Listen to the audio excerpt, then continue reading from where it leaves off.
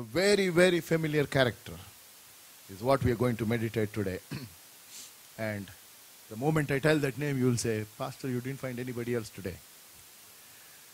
Because we hear about this person right from our Sunday school days. If we are used to going to Sunday school as, people born in Christian families. And there is a wonderful song the Sunday school children like about this character. The character is Zacchaeus.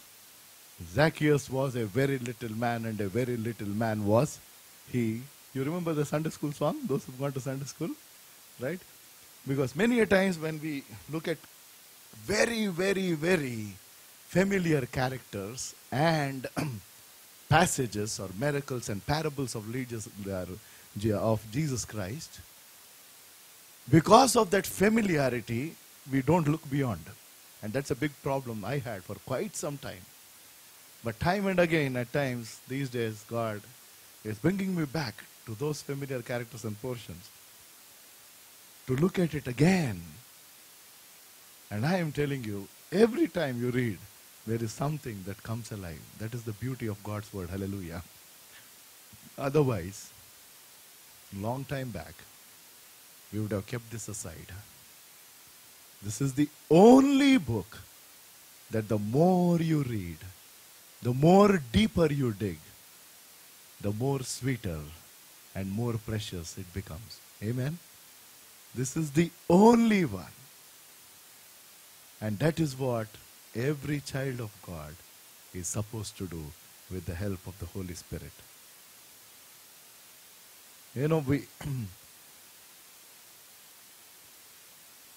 As we understand the whole story, we think it is not such a big thing, for Zacchaeus to climb up that tree and then Jesus looking at him and asking him to come down and go. We know it.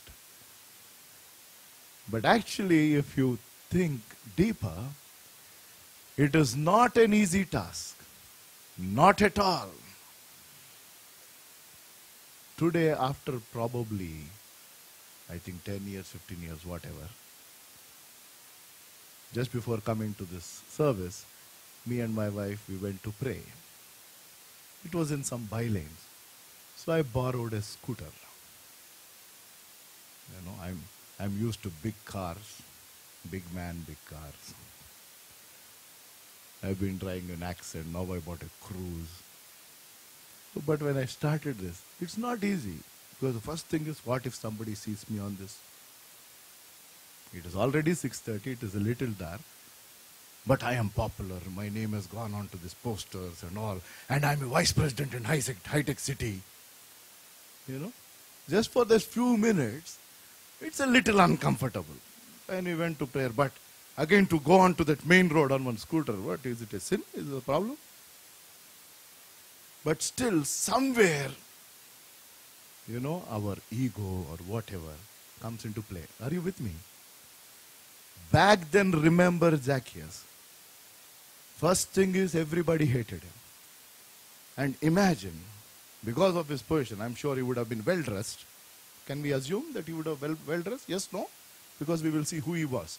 Because we know about him so much that we miss. Everything is mentioned very specifically when it comes to this character. And he is mentioned only in one part in the Bible, in that one chapter. In the book of Luke, we will go to that in one moment in chapter 19. That is the only place he is mentioned. And given the description there, we can safely assume that he was educated. He was a person with, probably he would have dressed well. And for somebody with that position and that kind of wealth and all of that, for him to run and climb a tree. Tell me who will come tomorrow with me to climb a tree. I would not do it. Are you with me? And when everybody is seeing, is it time when nobody is seeing? It was during a time when he is so visible. And on top of it, nobody likes him in the town. I am sure they would have thought, this is the right time to take some stones and hit this fellow. Don't you think such people won't be there?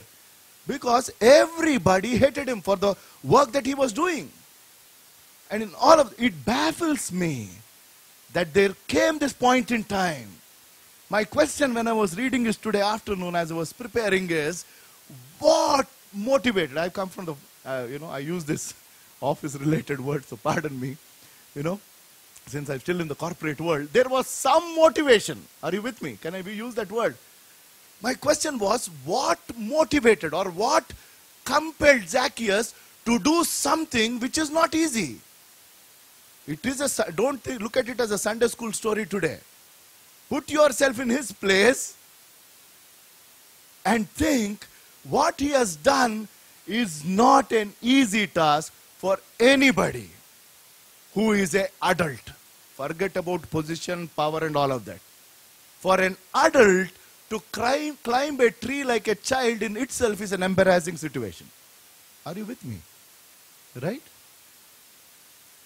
And something, it is just my imagination again, because this guy was a tax collector.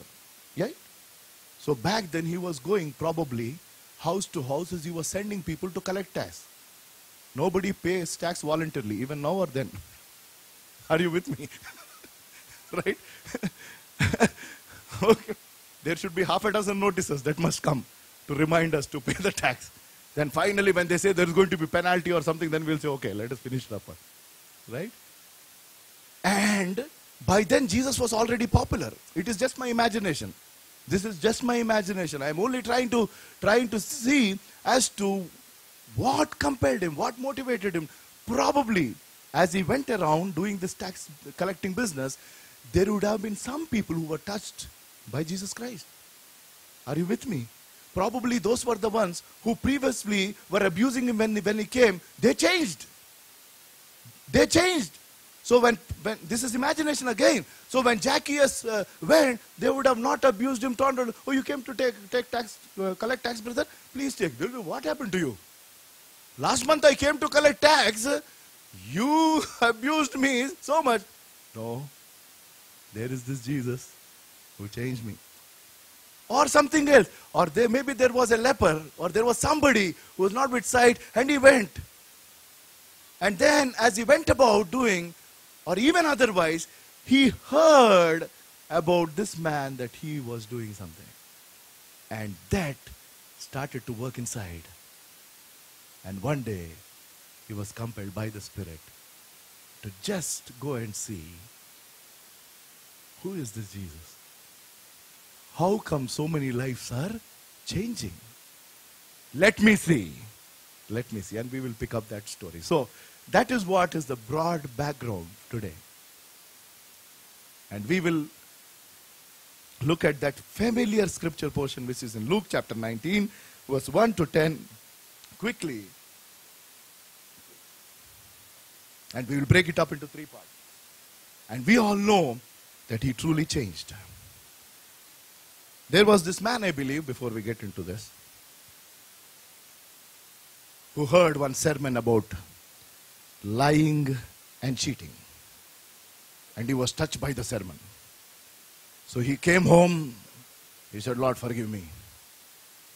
And he cheated. And he was in the habit of telling lies.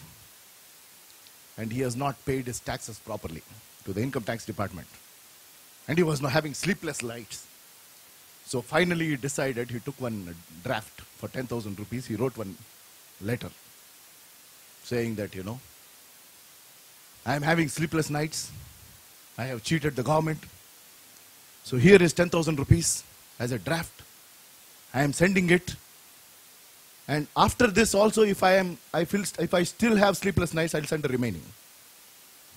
Are you with me? I am sending this 10,000 rupees. And after this, if I still have sleepless nights, I will send the remaining. That means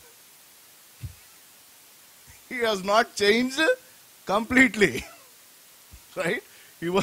But when it comes to Zacchaeus, he didn't do something like that. No. He turned completely. He turned completely. So, his heart was wanting something. And what was that want? We know.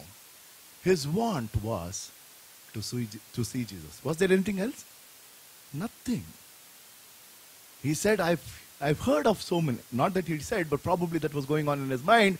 I've heard of this man so much that blind are able to see, lame are walking, lives are changing. One man, so powerful. There should be something in him. So let me see. So let me see. For which he made certain efforts. But those efforts didn't really materialize in the way that he wanted. But God worked miraculously. God worked miraculously. Not because of what he did. So much that he had this desire to see. He wanted to, or rather I will say, he wanted to have a glimpse of Jesus. Right? Not see, face to face. He wanted to have a glimpse. Because there is so much of crowd following. And because of his physical stature, he was short in height. So he made an effort. We will pick up that story and break it up into 3 parts. The first one is the effort that Zacchaeus made. And today, if there is anybody here who probably has not given his or her life to the Lord, you are here because God wanted you to be here. And if you have a desire to know him, he is willing to show himself to you. And here it is, the place is mentioned and the person's name is also mentioned. Luke chapter 19, verse 1, it says, Jesus entered. I'm reading the version that is up there on the screen. If need be, I'll go back to my version, which is here. This is NIV New International Version. Jesus entered Jericho, and passing through, a man was there by the name of Zacchaeus. He was a chief tax collector and was wealthy. The NKJV says, now behold, there was a man named Zacchaeus who was a chief collector and he was rich. So that describes 2 things about this person. One is, because he is the chief tax collector, that means he is in a high position. Right? Wrong? Right? So he is holding a place of status. And in that city, so that is his social effort. Irrespective of that, he still was compelled for whatever reasons to come and have a glimpse of Jesus, because Jesus was passing through that city. And in your life, if you were sensitive to God's leading, I'm sure there were times when you were compelled to come to him and to know him. But have you pursued as Zacchaeus pursued? Probably he was compelled to do this many a times, but he didn't. Maybe he thought about, who am I? I'm a chief tax collector. How I cannot do all of this? Or something like that. But one day came in his life, he forgot about who he was. He said, forget it. He got over that position that he was in, or that status that he was in. And a lot of people these days are not able to come forward because of certain status that they have in this society. They don't even want to express that they are Christians. And that is sad. Look at Zacchaeus and learn today. Position doesn't matter. If you are compelled and forced by God the Spirit, you need to move on. You need to move forward and do what God is telling you to do, irrespective of however mean that task or work might appear. I'm not telling it out of pride, but when I receive invitations to go out, I don't ask 2 things, which lot of preachers these days, so-called celebrity preachers, first ask that. First is you can't even speak to them directly. And the second is to get their appointment, there is a big issue. Then finally, if they have to come, there are 2 things that are needed. One is how many people will come. Second is how much will you give. Without these two, nothing will go forward. And for the glory and the praise, and all glory for him, these are the two things I have never asked till date. I'll never ask. The only thing that I ask is, why do you want to keep this meeting? There is nothing else. Is it just a celebration? Just for namesake publicity? I'll say I'm sorry. There are only two reasons for which I'll go. One is if it is revival. The other is for souls. That is repentance. Nothing else. Nothing else. It's a gospel meeting, brother. We want people to be saved. That is our only desire. Praise God. No, it's all Christian group. We want to be revived in His Word. Wonderful. For anything else, I am not there. And I'll say, I pray and I'll come. I don't ask where it is, what it is, no issues. A lot of people think, because I'm in the TV and all of this, sometimes they used to ask, will you come to a village, brother? Why? Why not? I'll come to a village, I will come to the corporate world also, wherever. The only thing is what God wants us to do. There's nothing else. If that is what God wants us to do, we need to move on and do it. Zacchaeus didn't know Jesus. But there was this desire that God was building up in him. In whatever way. So he could not hold himself. At that point in time, he just forgot who he was. If he's a chief tax collector, I'm sure he would have had a lot of assistants who would have gone to collect and send him, right? A chief tax collector will have assistants. Yes, no? Right? I'm sure there would have been chota collectors also, whatever is their title. And that is how this mamul will come in our language. You have to actually collect 1,000 rupees, this fellows go and collect 1,500 rupees. And 1,000 will go there and this 500 will be divided. I'm talking of probably 15, 17 years back when my classmate joined the Indian Oil Corporation. I said, what a lucky fellow you are. And he was posted in Tirchi. And after a few months he came back. And I said, how is it? He said, what, how is it? There is corruption. I'm talking of 1980s. He said it starts from the fellow who is opening the gate. This fellow was an engineer and he went there as his first posting, fresh flying out of college, and we had our values and ethics, so we should not take bribes and things like that. He went there. He could not survive in that system. He didn't even have a vehicle back then. With great difficulty, with some loan, he was taking a vehicle. And he realized one day that the security guard is coming in a TVS motorcycle. So he tried to inquire from where this fellow is getting this.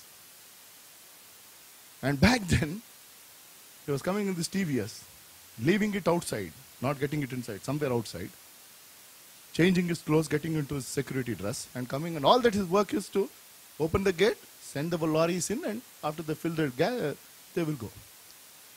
And every time a vehicle goes, back then they were supposed to give 2 rupees to this fellow. 2 rupees. And they said, how many vehicles will come on an average? Minimum 200. So 200 into 2 in 1989. 400 per? You calculate how much, sir? That was more than his salary. So he said, why will he? That is the level. So how Zacchaeus made money is all because that is how he is the chief tax collector. There are so many people. So one fine day their boss is running. Right? He ran. We will read. Zacchaeus ran. Think about it.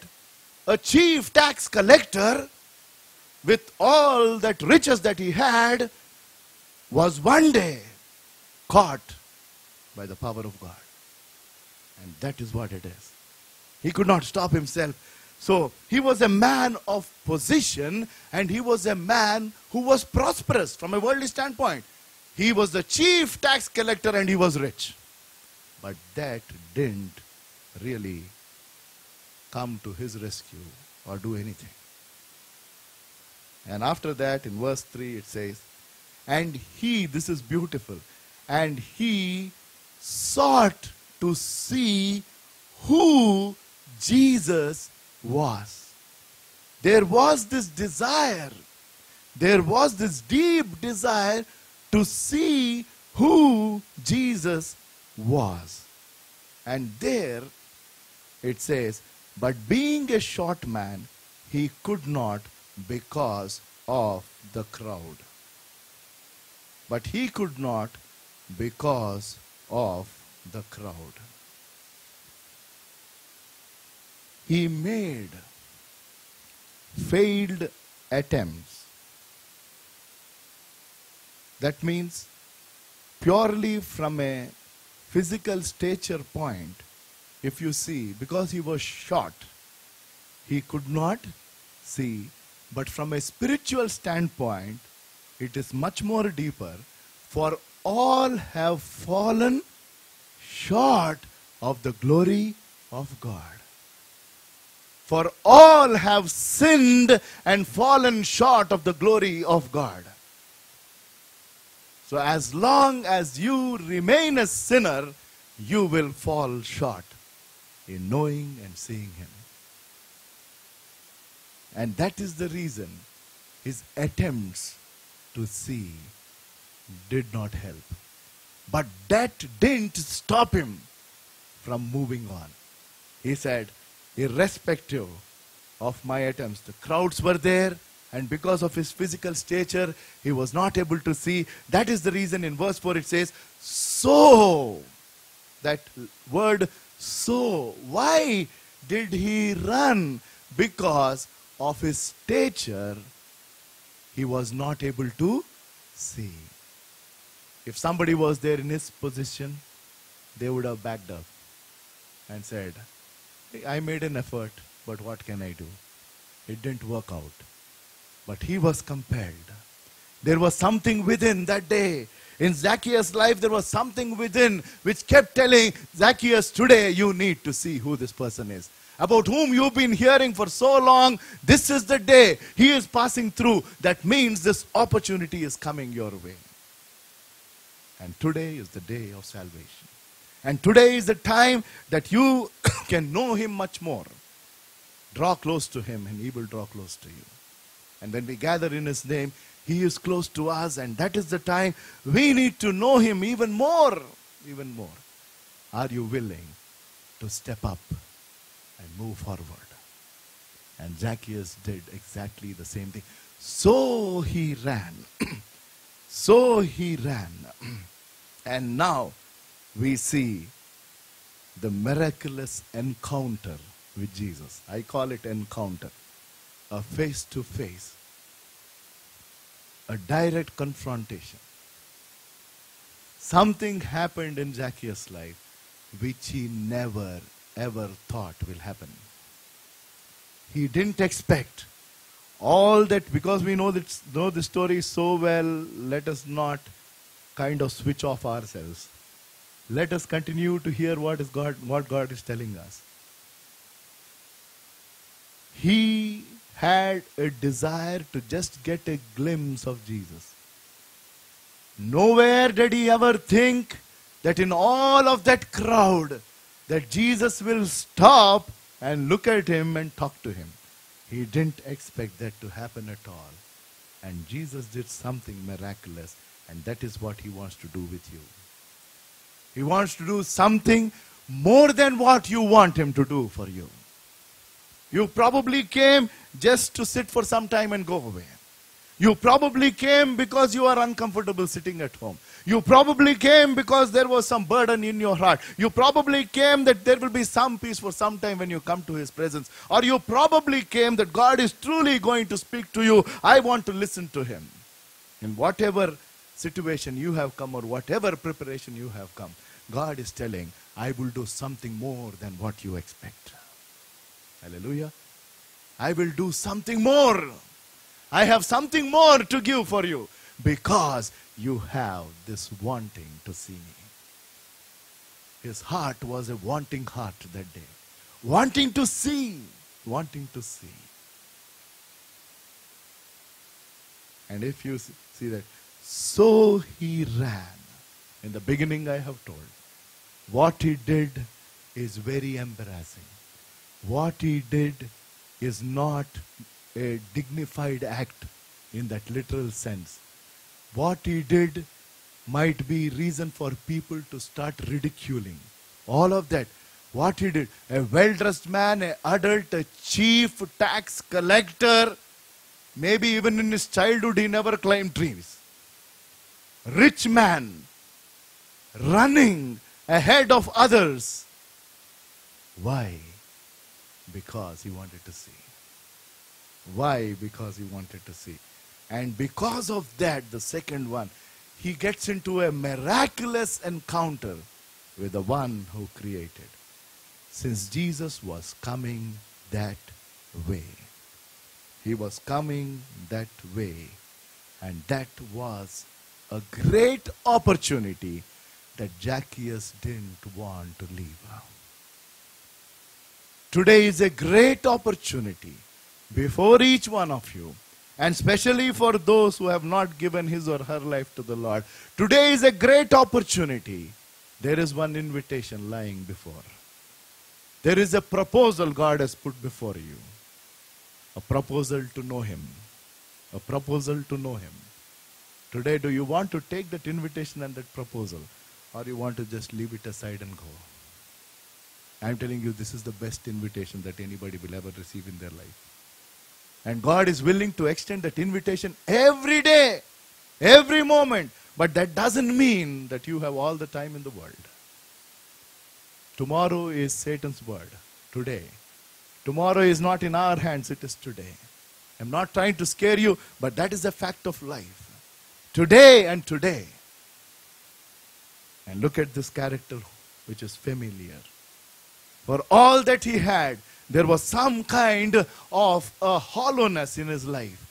Even though he was rich, even though he had money, even though he had position and all of that, still there was something lacking in his life. And I go back to what Pascal said. There is a God-created vacuum in every human heart that only Jesus can fill. There is a God-created vacuum in every human heart, and Zacchaeus still had that vacuum.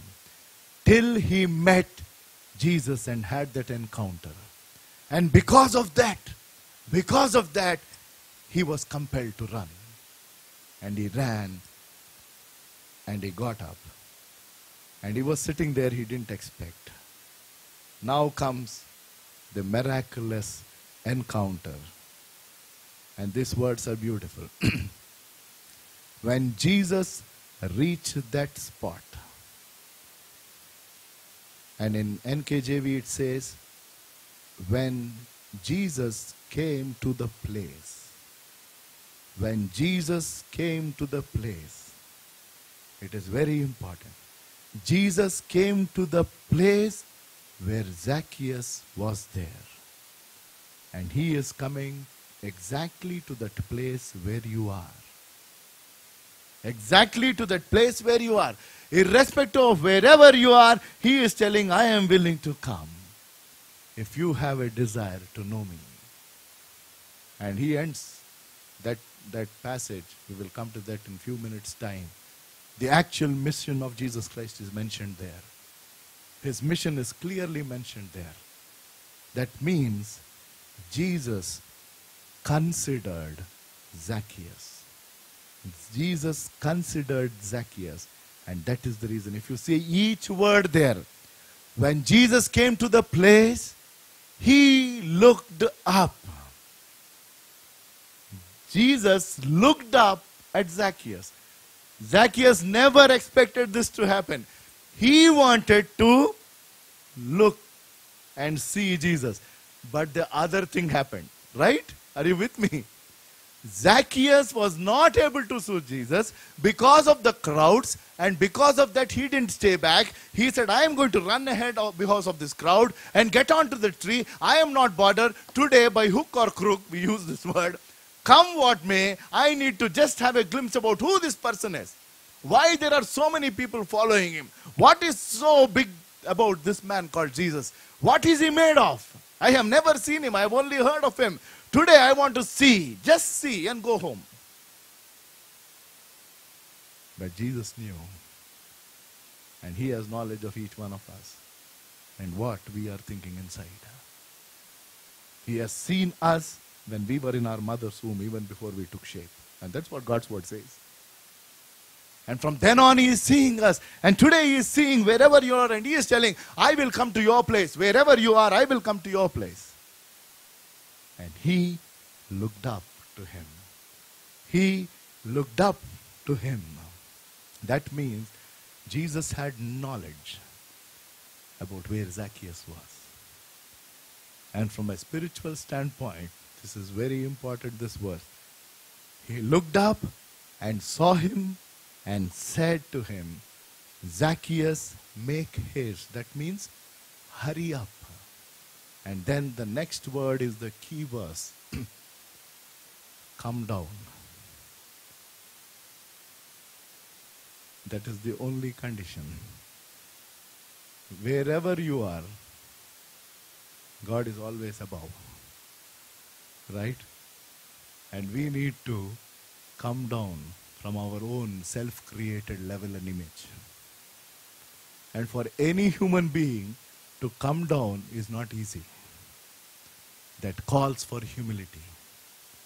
If we truly have to know who he is, if we truly have to understand what he is, if we truly have to experience as to what he is made of and what he wants through us, each one of us should always be willing to humble ourselves.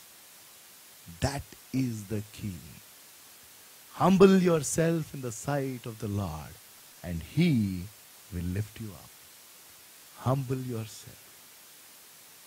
And that is one trait God expects from his children. And for Zacchaeus, this was something that he never did. He never did. And that day, he had to come down. He had to come down, he had to step down. And when he came, he said, and come down, for today I must abide at thy house or your house.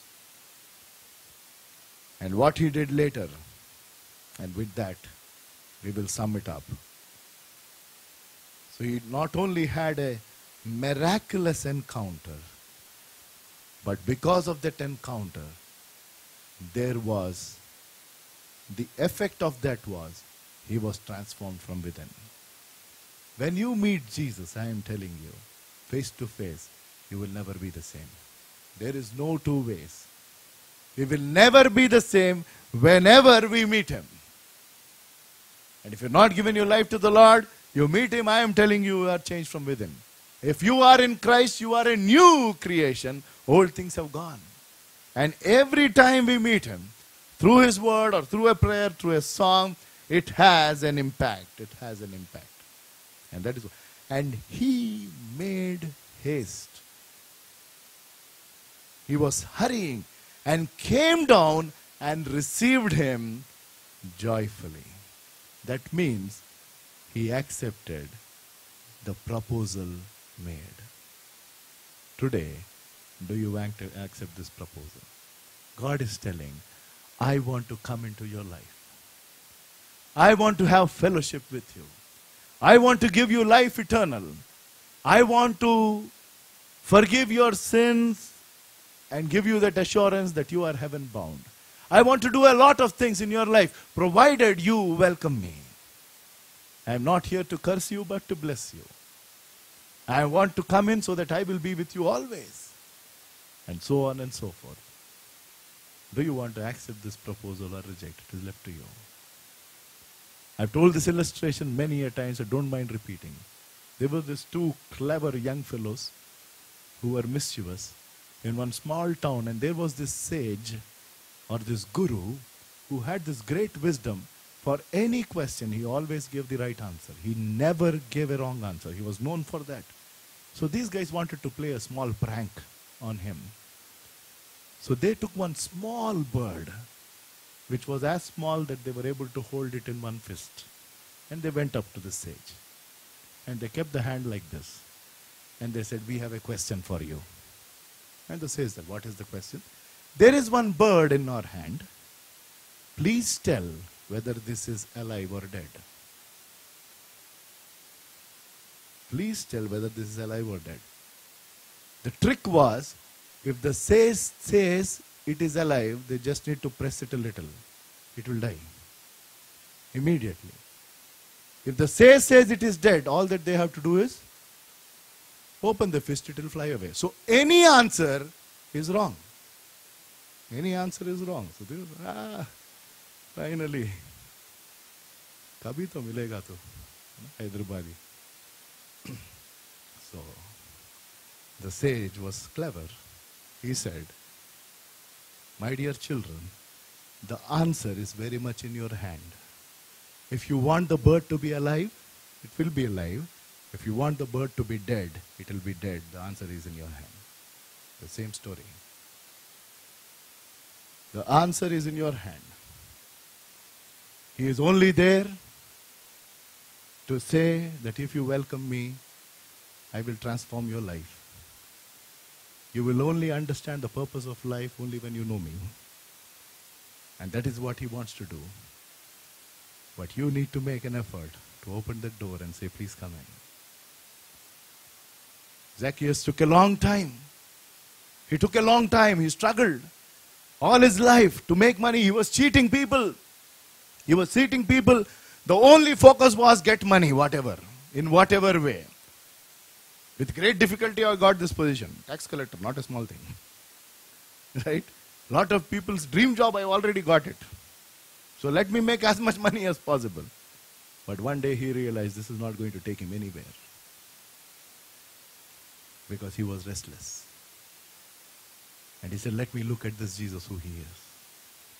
But God knew that it was not just curiosity. There was something more than curiosity that led Zacchaeus to make that effort, to run, go ahead and get onto that tree, not bothering what he is and who he is.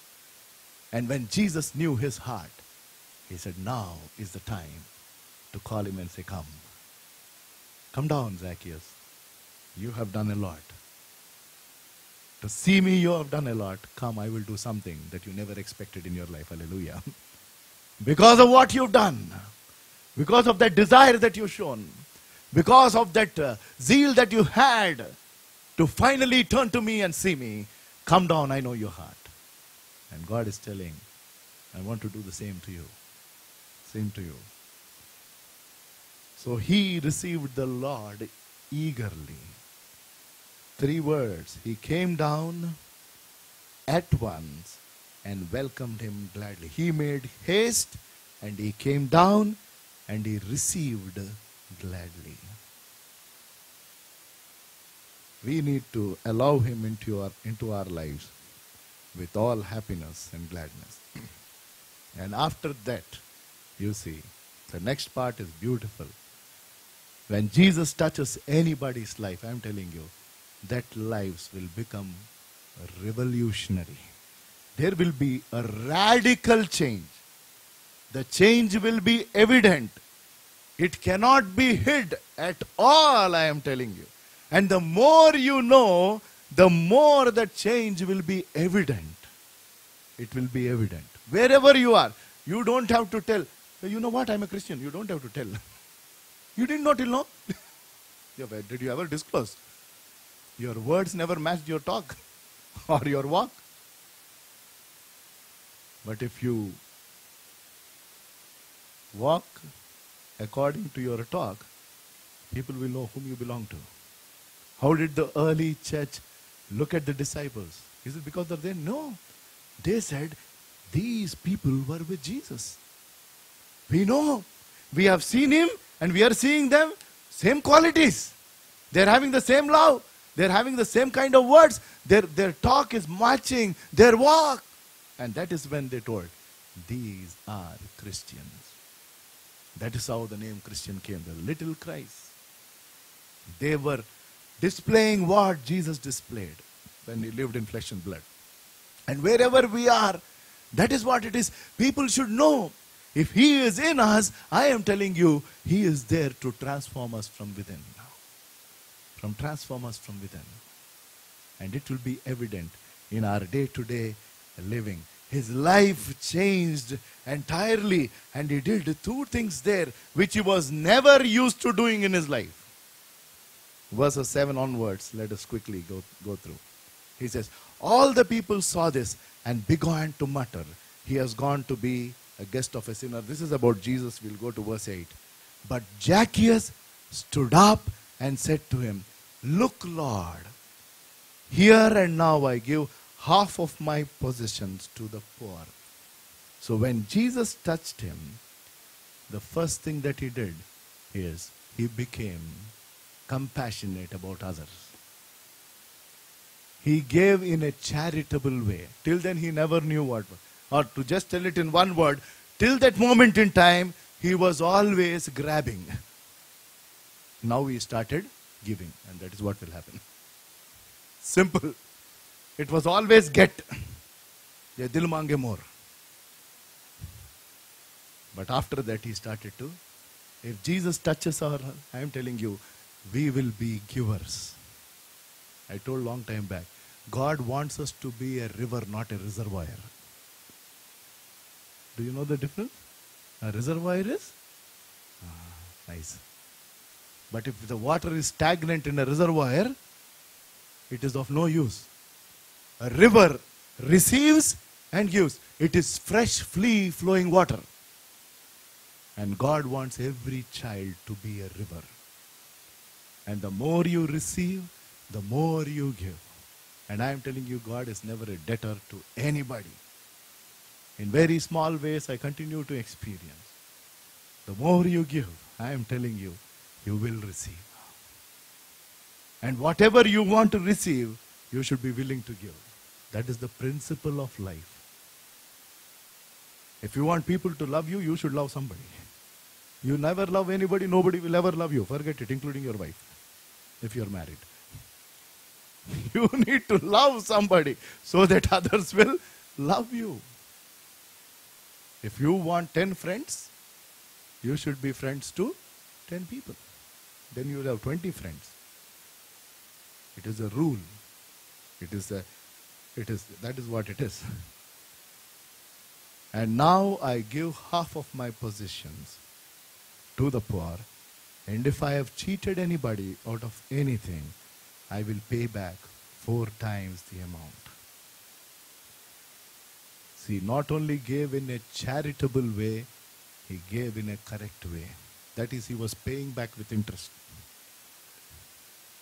Because he is a tax collector, he knows how much he would have earned through all of that. He said, Lord, I am good in mathematics, and I will give back. Not what I have taken, but what rightly belongs to those people, provided that money was with them before it came to me. And he gave back. And he gave back. So that encounter with Jesus made him a person who was a giver, not a grabber or a getter. And one encounter with Jesus, and we will also become people who are going to give now. As much as we receive, we need to give. We need to give. And Zacchaeus was no longer the same person. By the way, the meaning of Zacchaeus is pure. He was nothing but pure till that time. That means he was a man with good name and a bad reputation. His parents named him Zacchaeus. The meaning of Zacchaeus is pure, but he was nothing but pure. But when God met him, when Jesus met him, and when Jesus came into his house, because he came into his house, Jesus came into his heart as well. Before going to his house, Jesus was welcome in his heart because Zacchaeus had the zeal to see him. And when we had this deep desire to see him, Jesus stopped at that space. He said, Zacchaeus, come down. I have some personal talk with you. He was overwhelmed. How could he see me and also call me by my name? Right? I am sure till then, in that city, nobody would have called him by that name. He would have had a lot of nicknames, by the way. Are you with me? If you don't like somebody, you will have wonderful names. If people from the biology background, if they were there, they would have said, this fellow is the biggest parasite ever. Because you know what, I'm not from biology. Parasite is, it sucks blood. This fellow. The moment he comes, he is there to suck our money. And so on and so forth. I don't know what kind of names they would have named. I am sure for the person he was, for the reputation that he had, people would have called him with different names. Never ever people would have called him with respect, for sure. For sure, if not anything else. But first time, the one whom he wanted to see is seeing him and calling him with love. Zacchaeus, your name is pure, and I am the one who is going to make you pure. Hallelujah. From now on, you will truly live the life that actually your name describes. Till now you are not pure, you had a bad reputation. But today, since I am meeting you, since you have welcomed me, from now on, your reputation is going to change. He did that with me, he did it with millions of people in this country, in this world. Peter Samuel was 18 years back. Go and read Power to Change. Type Peter Samuel in Google and you'll get that video where my testimony is there. All my friends told he will die in a gutter. But today here am I, alive, because of the power of he and nobody else. And that is what it is. An encounter, a true encounter with him. And we should always have this desire to meet him every day, every day. And this is beautiful. Jesus said, today salvation has come to this house because this man too is a son of Abraham. He was not only a son of Abraham by birth, he was a son of Abraham by belief. From the virtue of his birth, in that lineage, Zacchaeus is a son of Abraham. But Jesus emphasized that means because you've expressed your faith in me, because of that belief, you are still the son of Abraham. To understand this, Romans chapter 4, verse 13 and then verse 16. Romans chapter 4, it says, it was not through law that Abraham and his offspring received the promise that he would be the heir of the world, but through the righteousness that comes by faith, verse 16. For if those who live by the law are heirs, faith has no value and the promise is worthless. Verse 16. Therefore, the promise comes by faith so that it may be by grace and may be guaranteed to all Abraham's offsprings. Not only to those who are of the law, but also to those who are of the faith of Abraham. He is the father for us all. Abraham is called the father of faith. You are saved by grace and because of your faith. Right? Is there any other way? And because of that belief, Zacchaeus was called the son of Abraham. And we will read the last verse and with that we close. Verse 10 says, for the Son of Man, this is the mission of Jesus. Why did Jesus come into this world? This verse answers that question. Mission statement. For the Son of Man came to seek and to save that which was lost. That's all. The mission of Jesus Christ is to seek and to save. Is to seek and to save. And that is what he did. And that is what God the Spirit continues to do every day, every moment, every moment. And if you don't have Jesus in your life, you are lost. But you can be found. And this is the time Jesus wants to find you. And for those who have known him, how much has he transformed you?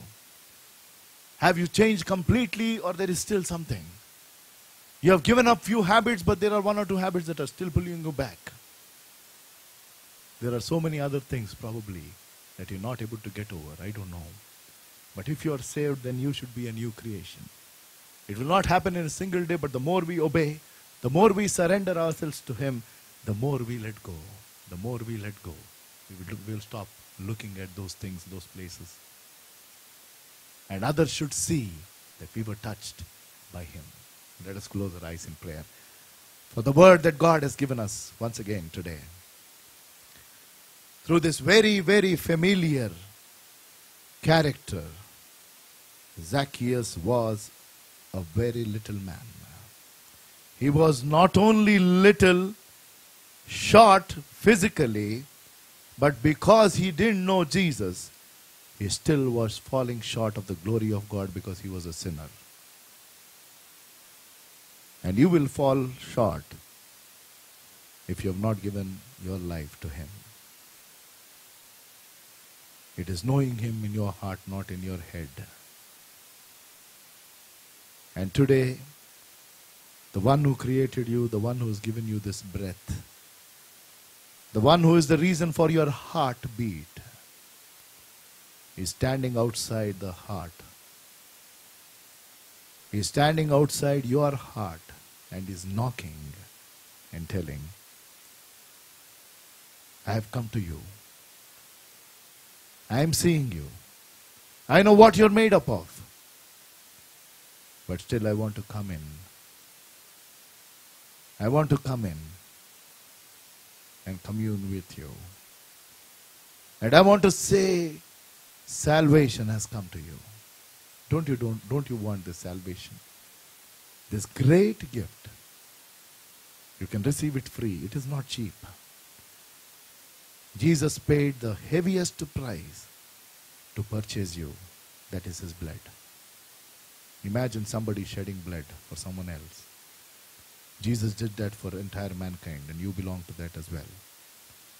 You and I are part of his creation so that we would know him. Zacchaeus had an encounter of his life. Encounter of his life. And he was never the same. He was changed for good.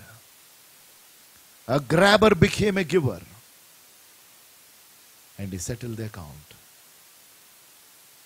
And he was free from that struggle. And today you can be free